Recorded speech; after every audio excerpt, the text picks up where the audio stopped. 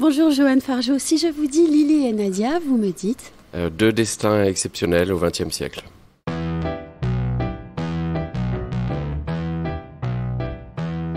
Culture sur mesure, un podcast d'Anne-Sandrine Di Girolamo. Un café parisien, un peu de bruit et beaucoup de plaisir à échanger avec le pianiste et compositeur Johan Fargeau.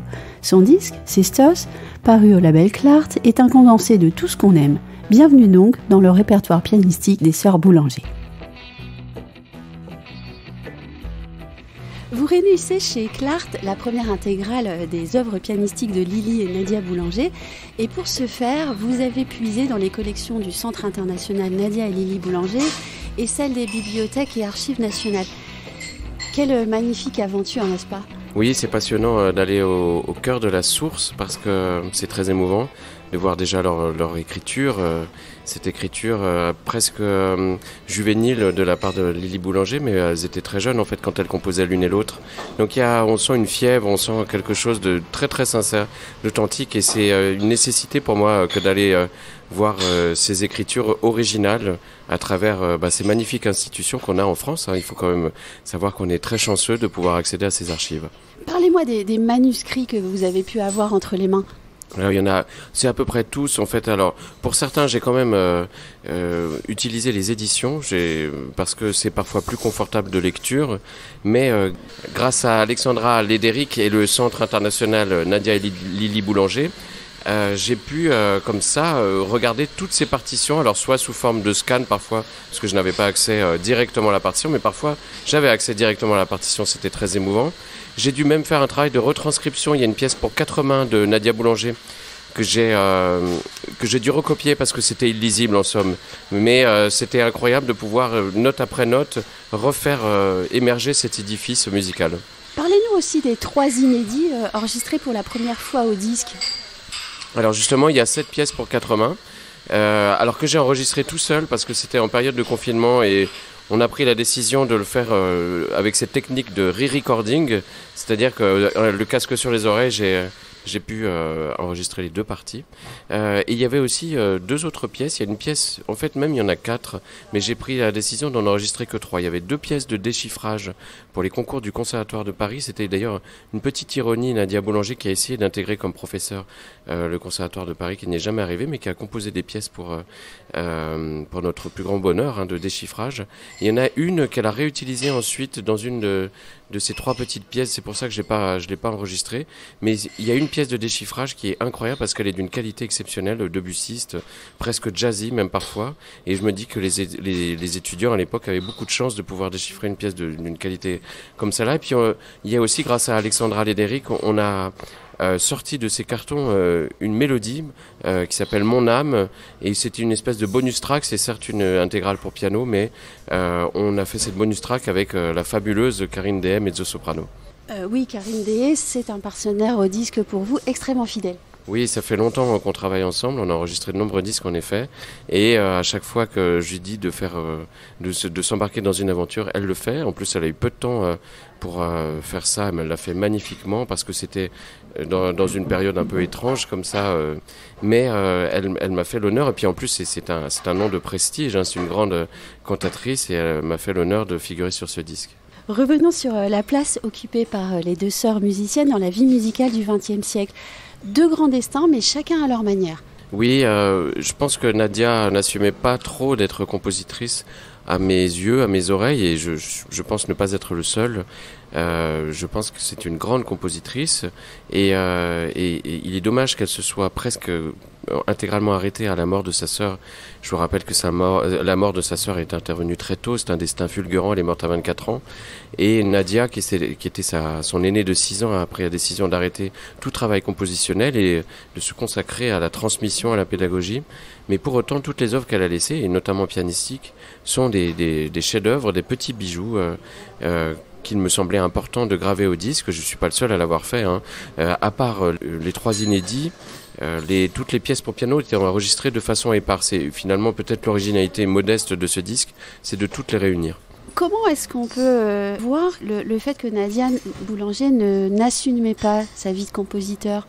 Elle disait elle-même qu'elle faisait je sais plus quelle est l'expression, elle faisait une musique pas assez bonne enfin pas assez mauvaise pour être drôle et pas assez bonne pour pouvoir figurer dans la postérité. Bon, je transforme ses propos, mais il y a quelque chose comme ça.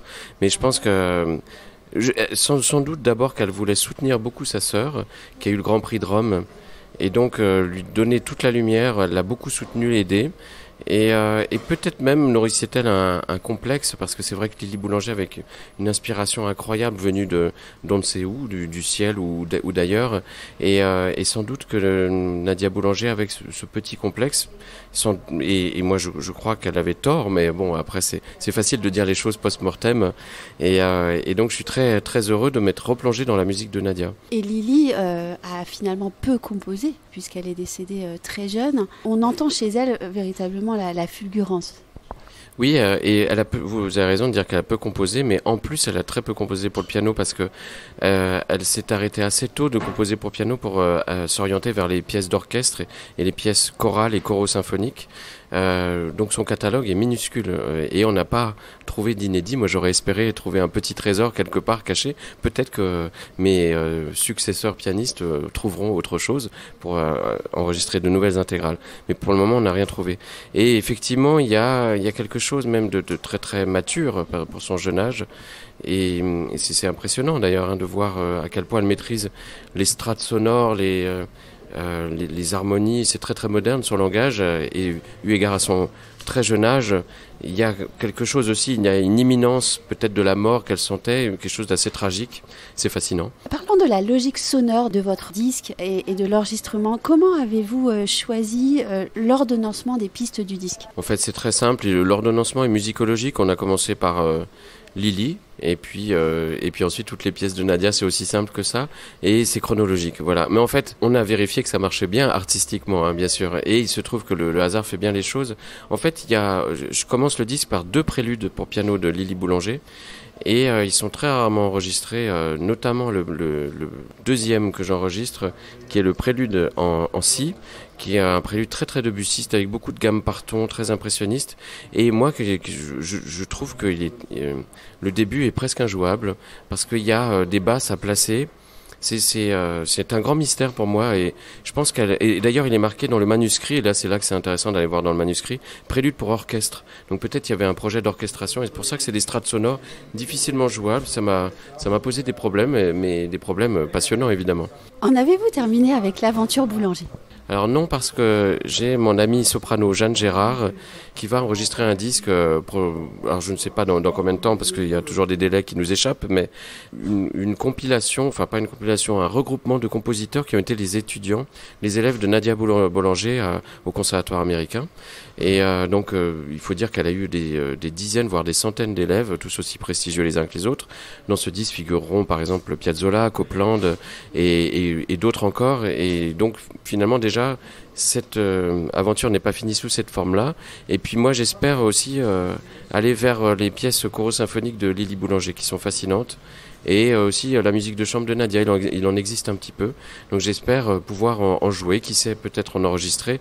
Après l'enregistrement, c'est une aventure qu'on ne peut jamais réellement prévoir, parce que ça demande des financements, ça demande des rencontres, ça demande la rencontre aussi avec un label. Donc on verra si mon aventure discographique avec les sœurs Boulanger est terminée ou elle va se poursuivre. Mais en tout cas, comme musicien, il est certain que cette aventure n'est pas terminée. On ne le dit jamais assez, mais un disque, c'est un projet collectif et un travail vraiment d'ensemble. Oui, puis le disque, c'est une chose particulière maintenant, parce qu'il n'y a plus de marché du disque. Alors pardon d'être un peu dur dans mes paroles, on enregistre encore énormément de disques, il y en a beaucoup qui sortent, mais finalement le marché s'est transformé. D'abord il s'est beaucoup digitalisé, et puis je pense que l'économie du disque s'est aussi beaucoup transformée. Elle est plus exactement elle se repose pas entièrement sur l'achat d'un consommateur. Il y a aussi d'autres financements qui permettent de faire vivre le disque, qui est une nécessité pour les artistes, qui est une nécessité artistique aussi de laisser, parce que c'est une trace, c'est une immédiateté, c'est un instantané d'une musique vivante, et donc il doit être en perpétuel renouvellement. On peut pas se contenter, même s'il y a des versions de légende qui existent depuis de nombreuses années, on peut pas s'en contenter. Il faut toujours que ça évolue, ça doit être vraiment un art vivant que l'art discographique, montrer ce que les musiciens continuent de faire évoluer dans leur art. Retrouvez Culture sur mesure avec Anne-Sandrine Di Girolamo et ses invités sur toutes les plateformes de téléchargement ainsi que sur Gangflow. Suivez toute l'actualité de votre podcast Culture sur mesure sur les pages Facebook, Twitter et LinkedIn d'Anne-Sandrine Di Girolamo.